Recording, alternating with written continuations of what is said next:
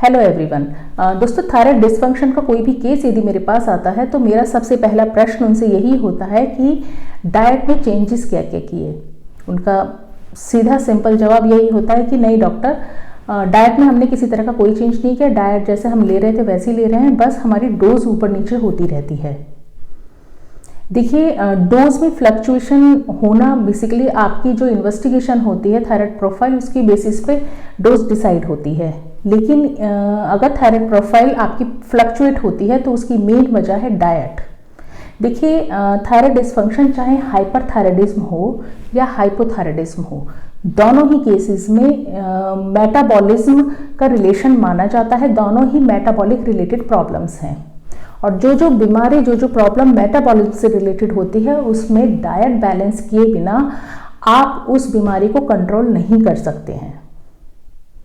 तो आज का वीडियो मेनली डाइट से रिलेटेड है। आज का वीडियो हाइपरथायराइडिज्म और हाइपोथायराइडिज्म में आपका खान पान कैसा होना चाहिए, आपका रूटीन कैसा होना चाहिए और क्या क्या आप उसमें कुछ चेंजेस करके या घरेलू कुछ उपाय करके किस तरह से आप उसको बैलेंस रखने की कोशिश कर सकते हैं। देखिए, यहाँ पे मैं ये नहीं कह रही हूँ कि आपको मेडिसिन नहीं लेनी है।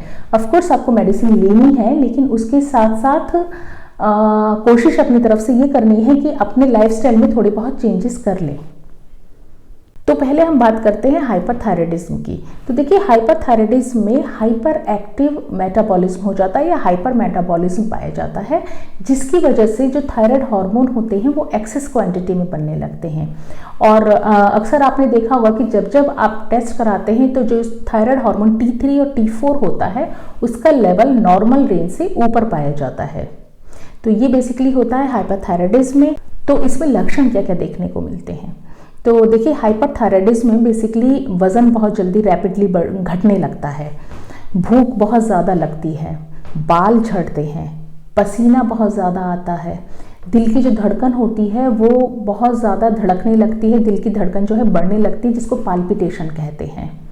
और इसके साथ साथ मांसपेशियाँ बहुत ज़्यादा कमज़ोर होने लगती हैं, हड्डियाँ कमज़ोर होने लगती हैं, इसलिए थकान इतनी ज़्यादा महसूस होती है कि पेशेंट शब्द में एक्सप्लेन नहीं कर पाता है। घबराहट होती है। मेंटल स्टेटस की अगर हम बात करें तो चिड़चिड़ाहट बहुत ज़्यादा होने लगती है, पेशेंट छोटी छोटी बात पे चिड़चिड़ाने लगता है। तो ऐसी बहुत सारी प्रॉब्लम है जो हाइपरथायराइडिज्म की वजह से होती हैं। हाइपरथायराइडिज्म में डाइट क्या क्या लेनी है उस चीज़ पर फोकस करते हैं। देखिए, मेरा पूरा ध्यान है कि क्या आपको नहीं खाना है, क्योंकि हमारा उस पर फोकस करना ज़्यादा ज़रूरी हो जाता है जो हमें नहीं खाना होता है। तो देखिए, आप अनाज की अगर बात करें तो अनाज में आप होल ग्रेन कोई भी आटा खा सकते हैं। बस जो अवॉइड करना है वो है एक तो मैदा और सोया का आटा। ये आपको अपनी डाइट में इंक्लूड नहीं करना है। स्पेशली मैं उन लोगों के लिए कह रही हूँ जो मल्टीग्रेन आटा इस्तेमाल करते हैं जिसमें सोया की क्वांटिटी भी एडिड होती है, तो वहाँ पे सोया एक्सक्लूड कर लीजिए। और नॉर्मल उसमें आप यदि चपाती बनाते हैं तो जैसे आप चने का आटा उसमें मिक्स कर सकते हैं। जैसे गेहूं के आटे में आप यदि आपने 1 किलो गेहूं का आटा लिया है तो उसमें 250 ग्राम के करीब आप चने का आटा भी मिक्स कर सकते हैं, बहुत हेल्दी होता है। दालें जो आपको लेनी है वो आप सभी दालें खा सकते हैं। स्पेशली आप फोकस कीजिए छोलों पे, और जो नहीं खाना है वो है सोयाबीन की दाल। सोयाबीन आपको अपनी दालों में ऐड नहीं करना है। नॉनवेज की यदि बात करूँ तो आप हर तरह का नॉनवेज ले सकते हैं। जो नहीं लेना है वो है सी फूड, जैसे आपके प्रॉन्स हो गए, फिश हो गई, इसको आपको अवॉइड करना है। और यदि आप एग खाते हैं, बॉइल्ड एग खाते हैं, तो उसका सिर्फ वाइट पोर्शन लेना है, बाकी एग योक नहीं खाना है। फ्रूट्स में भी अगर आप देखिए तो आप हर तरह का सीजनल फ्रूट खाइए, खरबूजा खाइए, तरबूज खाइए, सेब खा सकते हैं। बाकी जो नहीं खाना है वो सिट्रस फ्रूट हैं, जो खट्टे फ्रूट्स होते हैं, उसको आप अवॉइड करेंगे। इसके साथ में आप आम अवॉइड करेंगे, आम नहीं खाएंगे, लीची नहीं खाएंगे। तो कुछ खट्टे फल हैं जिन्हें आपको अवॉइड करना है। सब्जियों में भी आप हर तरह की सब्जी खाइए, हरी सब्जियों पे ज़्यादा फोकस कीजिए। इसके अलावा जो आपको नहीं खानी है वो है शकरकंदी, मिर्चें लाल और हरी दोनों ही तरह की मिर्चें नहीं खानी है, कटहल नहीं खाना है। तो ये कुछ सब्जियां हैं जो आपको अवॉइड करनी है। मिर्ची तो देखिए आप यदि आपसे हो सके तो मिर्चें आप पूरी तरह से अवॉइड कीजिए खाने में, क्योंकि वो कहीं ना कहीं हमारे मेटाबॉलिज्म को हैम्पर करता है। दोस्तों अब हम बात करते हैं हाइपोथायराइडिज्म की। हाइपोथायराइडिज्म में मेटाबॉलिज्म स्लो होने लगता है, हाइपो एक्टिव हो जाता है। तो ऐसी स्थिति में जो थायराइड हार्मोन होते हैं वो कम बनते हैं। कम बनने की वजह से जो जब आप टेस्ट कराएंगे तो आप देखेंगे TSH की मात्रा जो है बढ़ी हुई पाई जाती है। तो ये तो था हाइपोथायराइडिज्म के बारे में। अब जो लक्षण आप मेनली देखेंगे वो क्या क्या हैं। देखिए, एक तो इसमें वजन बहुत ज़्यादा बढ़ता है, चेहरे पे सूजन महसूस होती है, आवाज़ चेंज होने लगती है यानी भारी होने लगती है थोड़ी सी। बस अगेन इसमें थकान बहुत ज़्यादा महसूस होती है, जो मांसपेशियां हैं वो कमज़ोर होने लगती हैं, ठंड आपको बहुत ज़्यादा लगती है, बाल आपके कमज़ोर होने लगते हैं, स्किन बहुत ज़्यादा रफ और डल होने लगती है, कॉन्स्टिपेशन बहुत ज़्यादा हो जाता है, डाइजेशन बहुत ज़्यादा डिस्टर्ब रहने लगता है, डिप्रेशन महसूस होता है पेशेंट को, याददाश्त कमज़ोर होने लगती है, बाल बिल्कुल पतले हो जाते हैं, जान नहीं रहती बालों में। और इसके अलावा जो मेन में प्रॉब्लम जो मेरे पास पेशेंट आते हैं जिस प्रॉब्लम के साथ, वो होती है एक तो उनकी मेंस्ट्रुअल इरेगुलरिटी, पीरियड्स बहुत ज़्यादा डिस्टर्ब होने लगते हैं, या फिर इनफर्टिलिटी।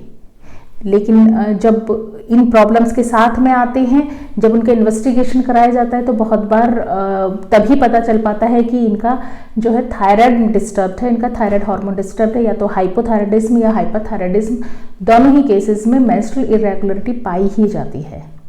तो ये लक्षण थे हाइपोथायराइडिज्म के। हाइपोथायराइडिज्म अगर आपको डायग्नोस हो जाता है तो खाने में आप क्या क्या चेंजेस करेंगे। तो देखिए, अगर अनाजों की मैं बात करूं तो अगेन होल ग्रेन अनाज आप कोई सा भी खा सकते हैं, और चपाती आप एज यूजुअल गेहूं के आटे के साथ में आप चने का आटा मिक्स कीजिए। 1 किलो गेहूं का आटा और 250 ग्राम चने का आटा आप इसमें मिक्स कर सकते हैं और चपाती बना सकते हैं। जो आटा आपको अवॉइड करना है वो वही मैदा आपको अवॉइड करनी है, सोयाबीन का आटा नहीं खाना है, वाइट ब्रेड जो होती है, ब्रेड आपको किसी भी तरह की ब्रेड का प्रयोग नहीं करना है। दालों की अगर बात करूं तो मूंग दाल अधिक प्रयोग कीजिए। मूंग दाल हो गई, आपकी मसूर दाल है, इसके अलावा चने की दाल है, आप इस लगभग सारी दालें खा सकते हैं। और जो आपको अवॉइड करना है वो स्पेशली उड़द आपको नहीं खाने हैं, राजमा, लोबिया और इसके अलावा सोयाबीन, ये आपको अपनी दालों में शामिल नहीं करना है, अपनी डाइट में शामिल नहीं करना है। सब्जियों की बात करूं तो सब्जियां आप सभी सीजनल सब्जियां खा सकते हैं। इसके अलावा जो नहीं खाना है वो है गोभी, फूल गोभी, पत्ता गोभी या ब्रोकली, हरी या लाल किसी भी प्रकार की मिर्ची नहीं खानी है। इसके अलावा आप शिमला मिर्च अवॉइड कर सकते हैं इसमें, और इसके साथ साथ आपको शलगम भी अवॉइड करनी है। तो ये कुछ सब्जियां हैं जो आपको अवॉइड करनी पड़ेंगी।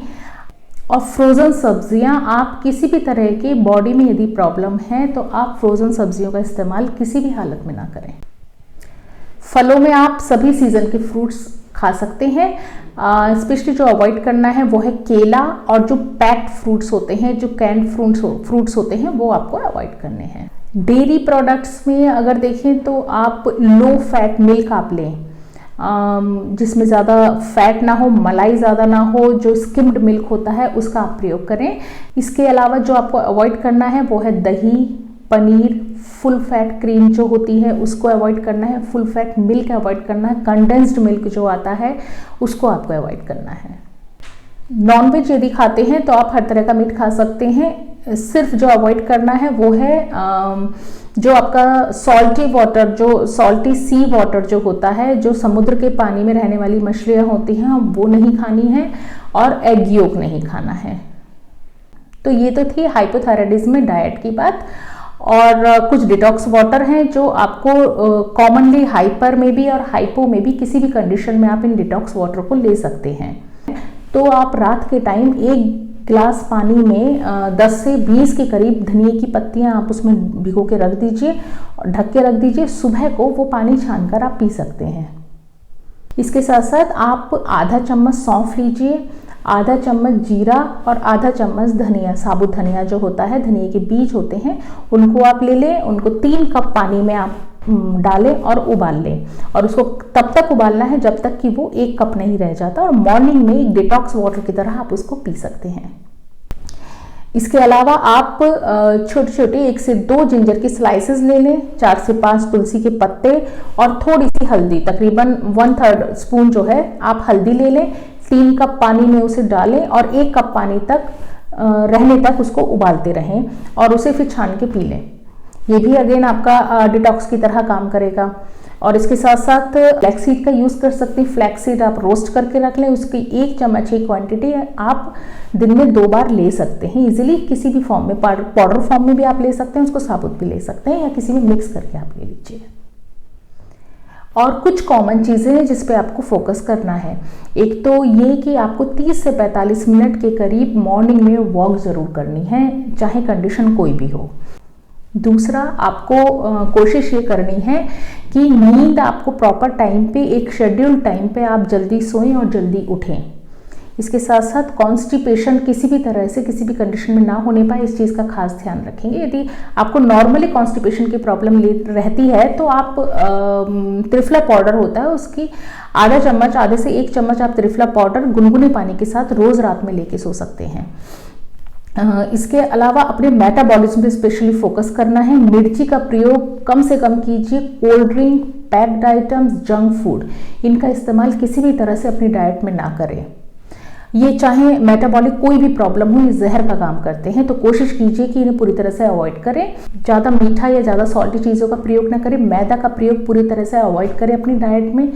तो स्पाइसी फूड जो होते हैं, जो स्ट्रीट फूड होते हैं, उसको भी अवॉइड करें। तो कोशिश ये करें कि घर का ताज़ी बना हुआ खाना ही खाएं। एक्सरसाइज रेगुलर करें। प्राणायाम और योगा को अपने रूटीन में लेके आएं।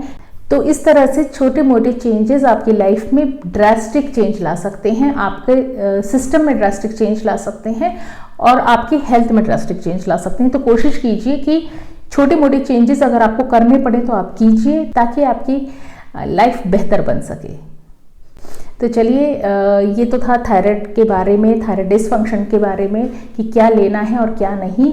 अगर आपको किसी भी तरह का डाउट है, या आपको ये लगता है कि मैं ये चीज़ खाती हूँ, मुझे ये खानी चाहिए या नहीं, कंडीशन डाइसी है, तो आप बेहिचक कमेंट बॉक्स में अपना कमेंट लिख के भेज सकते हैं, अपना प्रश्न लिख के भेज सकते हैं, जवाब आपको मिलेगा।